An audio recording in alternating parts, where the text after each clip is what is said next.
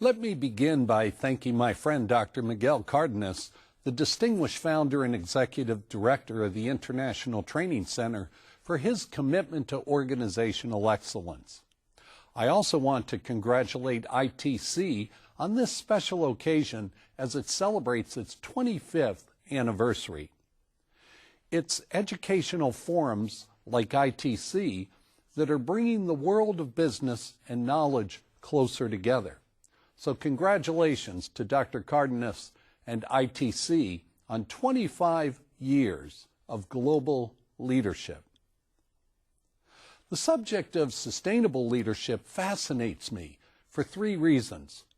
First, leadership is an essential element of growing and sustaining every organization. Along with my colleague, Mr. Claudio Stemberger, who is the chairman of the successful international consulting firm at Lux Lucid and a former CEO of a large American company, we've studied this aspect of leadership for many years, and here's what we've learned. The most effective leaders are visionaries who take the long view. They have a global perspective and realize that sustainable leadership requires not short-term thinking, but long-term thinking and planning. These are also the leaders who are willing to put to the test their intellectual knowledge, which has been based on their practical experience in the real world. Secondly, any organization that can grow leaders from within its own ranks has a greater chance of ensuring its long-term success, because leadership is a maturing process as well as an art form. In other words, leadership success requires the practice of both art and science, logic and innovation. I will elaborate on this statement in just a moment.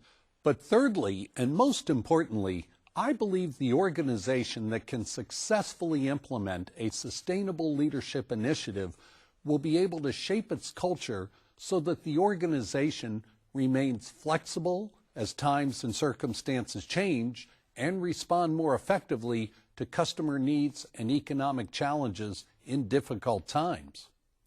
Let me offer you an example of an industry that has resisted sustainable leadership. Their resistance has certainly had a negative impact on the economies of many countries around the world. I am referring to the saga of automobile manufacturers, and specifically the American automakers, which are often referred to as the Big Three: General Motors, Ford, and Chrysler.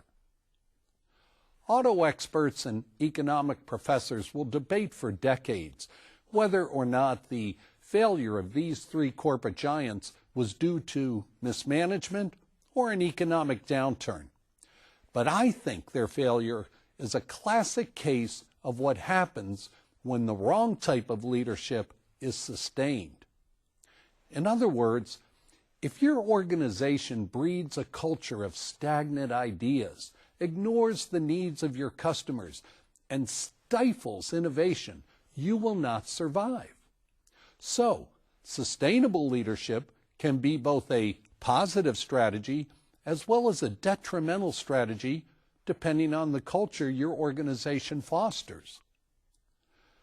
Does your organizational culture encourage growth and innovation?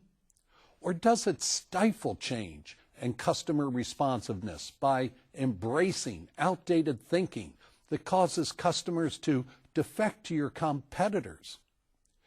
This, I believe, is the key question that needs to be answered when we talk about sustainable leadership. So, if you agree with my premise that in order to foster a positive sustainable leadership program that elevates superior performance and encourages global competitiveness, it begs an important question. What are the key elements necessary for a sustainable leadership program? Based on the research that my colleague Claudio Stemberger and I have completed, there are 7 elements your organization should develop in order to create a successful sustainable leadership initiative.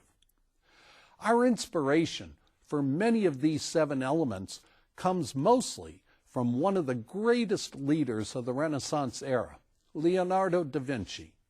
I'll be referring to Leonardo and his many achievements throughout this program. So let me share these 7 elements with you now, and then discuss each one in greater depth. The 7 essential elements for sustainable leadership are: number 1, curiosity; number 2, a thirst for knowledge; number 3, cultivation of the senses; number 4, managing ambiguity; number 5, whole brain thinking; number 6, the cultivation of social grace, fitness, and poise; and number 7, systems thinking. Now, before we examine each one of these 7 elements and discuss how you can apply them to your organization, I think we should define the term sustainable leadership. For those of you who have heard me speak before on the topic of leadership, you know I define leadership as follows. Leadership is the ability to help individuals and organizations surpass themselves. Now, in defining sustainable leadership, I would amend my definition slightly to read as follows. Sustainable leadership is the ability to help individuals and organizations surpass themselves on a continuous long-term basis. In other words, while the names and faces of people might change, the process by which your organization leads or governs remains the same. This is especially true for leaders who must peer into that elusive crystal ball to predict the future and guide their organizations through difficult times, despite the often unpredictable changing expectations of customers and the changing conditions that affect our global economy and marketplaces, which is precisely the difficult situation we currently face around the world today. So, as you consider my definition of sustainable leadership, it's important to note that one of its primary benefits is to ensure continuous growth and help your organization improve its performance over a long period of time. In other words, we are talking about generational success, that is, success over decades. Sustainable leadership should become part of every employee's thinking and planning strategy, regardless of our title, responsibilities, organizational rank, or influence. It cannot be left exclusively to senior management. Sustainable leadership requires us to address the global perspective with the medium and long-term timeline as part of our vision, mission, and goals in order to maintain the relevancy and effectiveness of our leadership skills and competencies.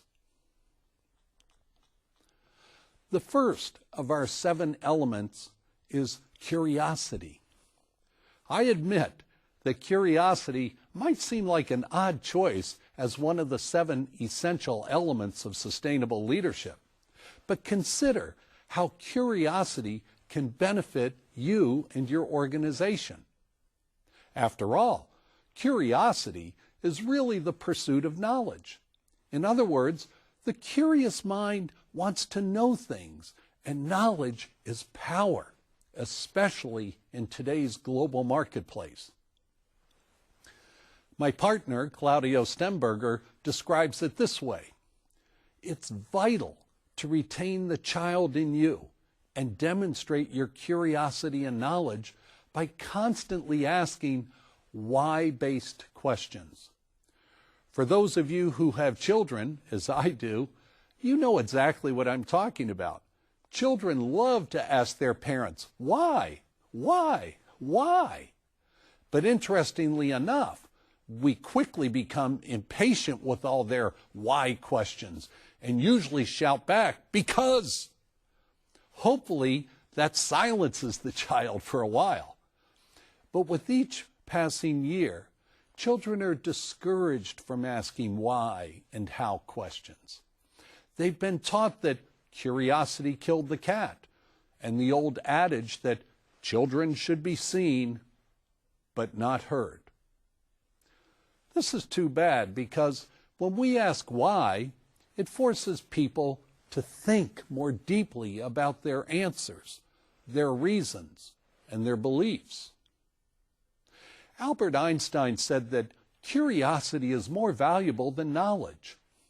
The organization that encourages its people to ask why and how questions is alive and learning. On the other hand, companies that tell their employees to check their brain at the door and simply do what they are told by management will atrophy and die. Perhaps the greatest example of curiosity is the life of Leonardo da Vinci, who lived for 67 years, from 1452 to 1519. That's 600 years ago. Leonardo is considered by many to be the greatest genius ever, outpolling the likes of Einstein, Sir Isaac Newton, Thomas Jefferson, Michelangelo, and William Shakespeare. In reading Michael Gelb's book entitled How to Think Like Leonardo da Vinci, it's evident that what distinguished da Vinci from other men of the Renaissance era was his sense of curiosity.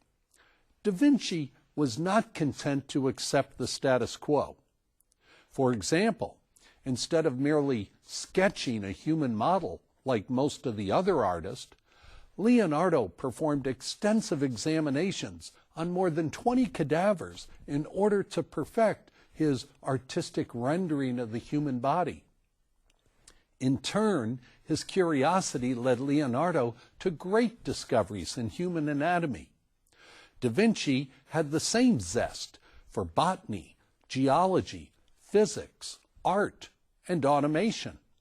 In fact, Leonardo's investigations, according to author Michael Gelb, led him to anticipate many of the greatest scientific discoveries long before their time, including major breakthroughs by Copernicus, Galileo, Newton, and Darwin.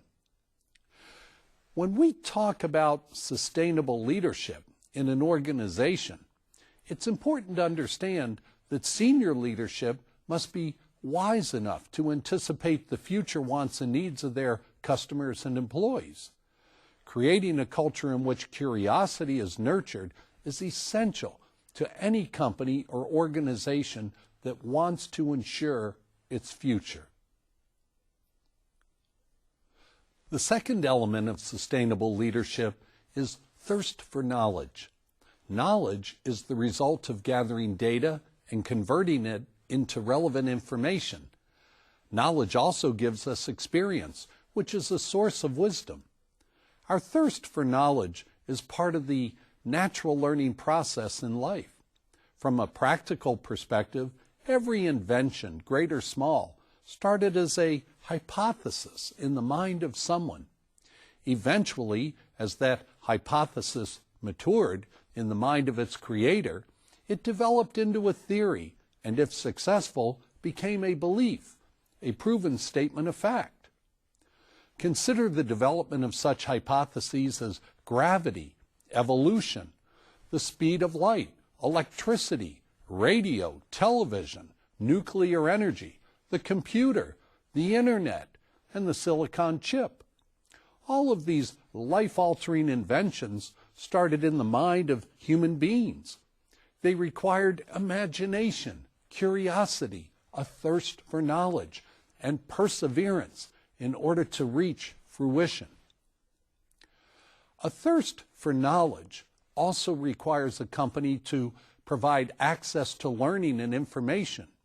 libraries, books, research projects and studies, experiments, laboratories, explorations, and other channels of learning are essential to your organization's future growth and success.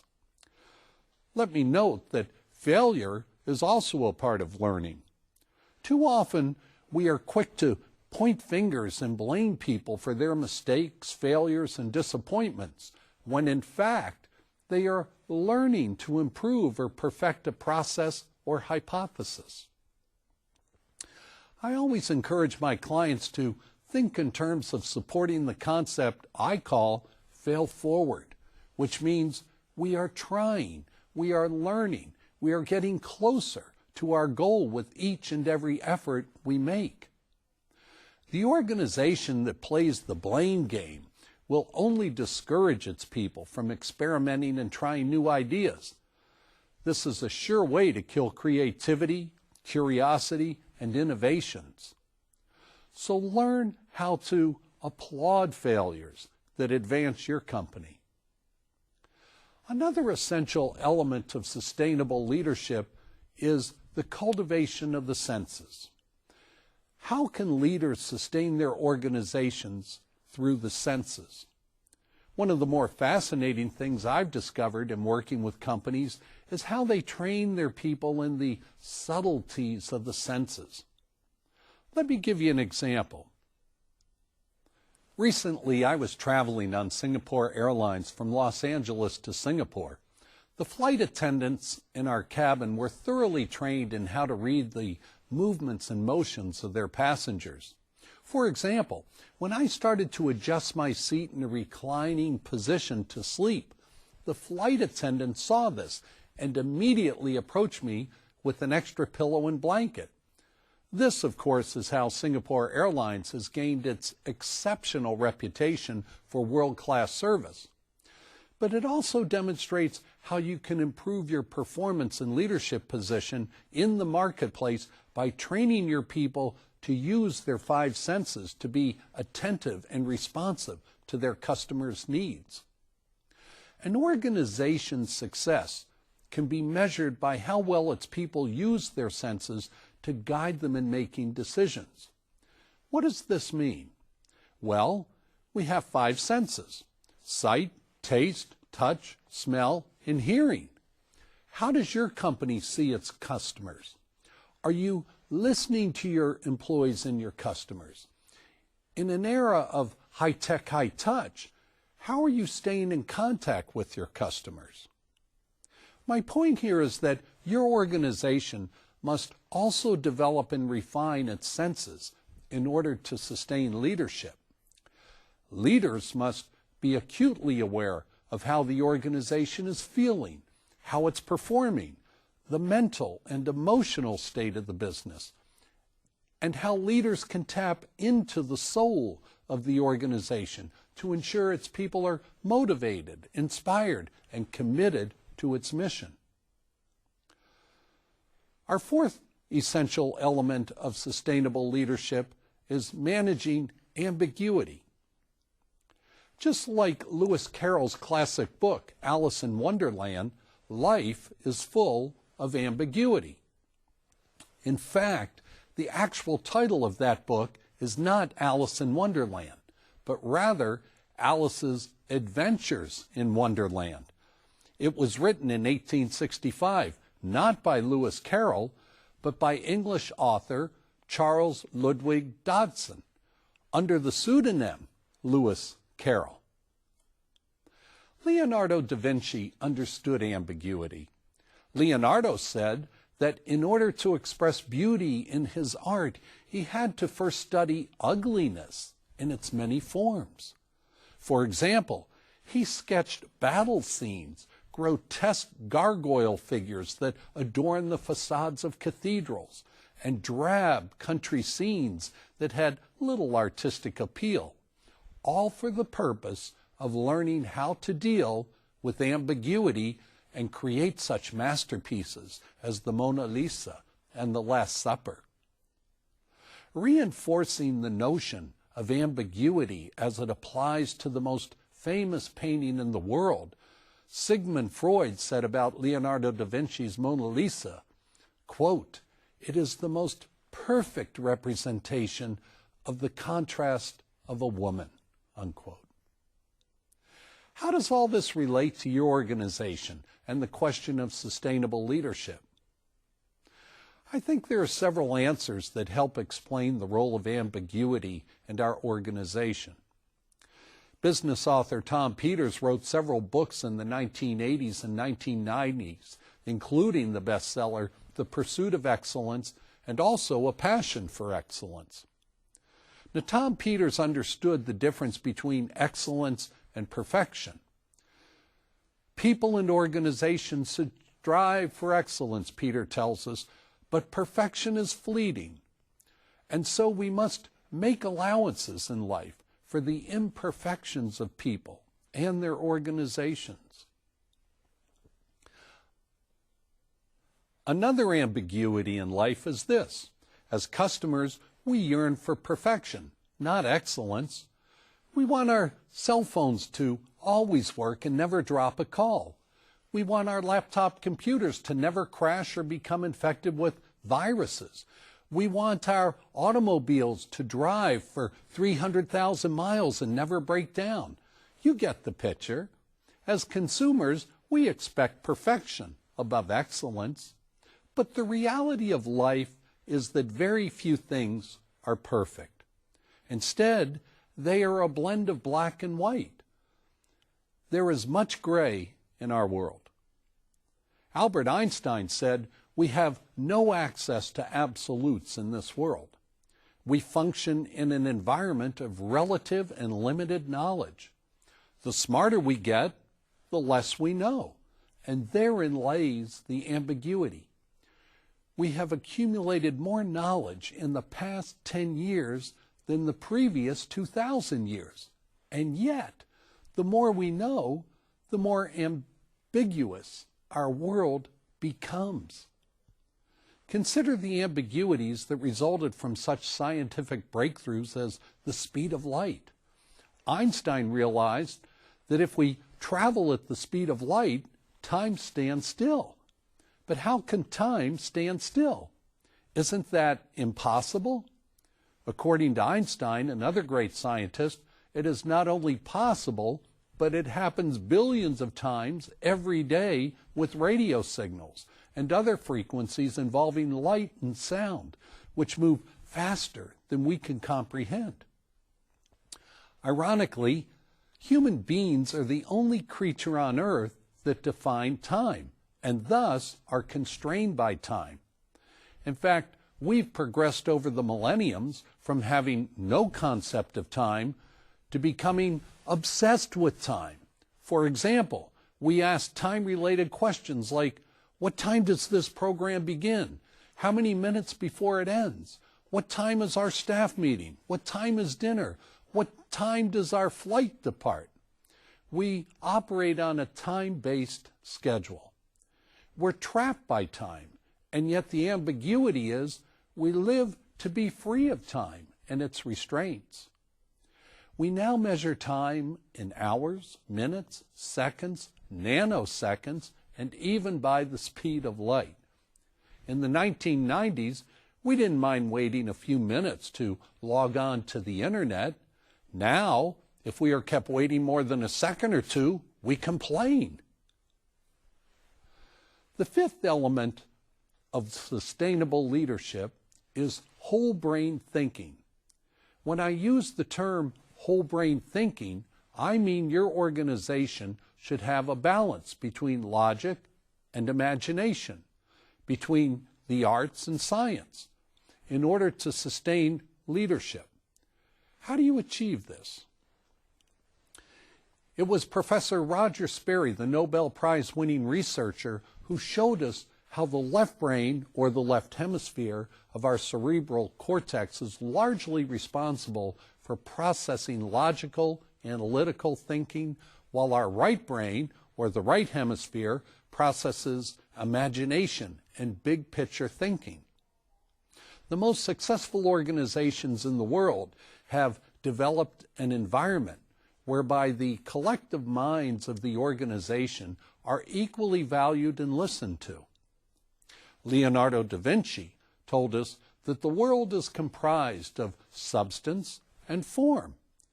This is why some people prefer to go to museums while others prefer to paint sunsets on the beach. We need both to make our world function successfully and to sustain leadership. One way to ensure your organization utilizes the whole brain thinking element is to practice mind mapping. Now, this concept was popularized by Tony Buzan, but Mr. Buzan acknowledges that it was Leonardo da Vinci who inspired him after studying the great artist's note-taking methods. It was Leonardo who creatively documented and expressed his thoughts in pictures and stories centuries before. Today, mind mapping is a creative thinking process whereby we graphically express certain thoughts and images of the brain on paper as they flow to us.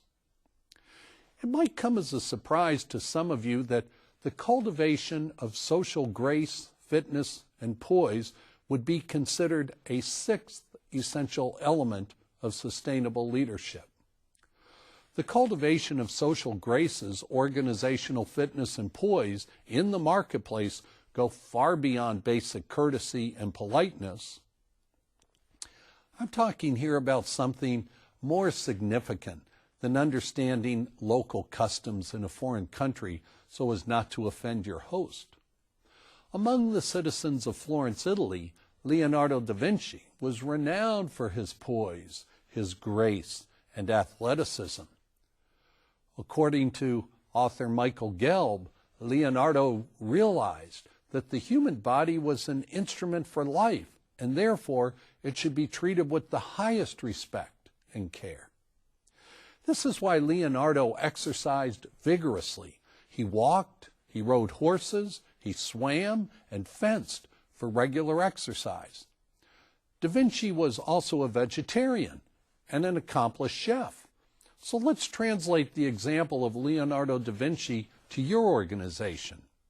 One of the core values that Da Vinci espoused, and it remains a tenet of sustainable leadership in today's business world, is accountability.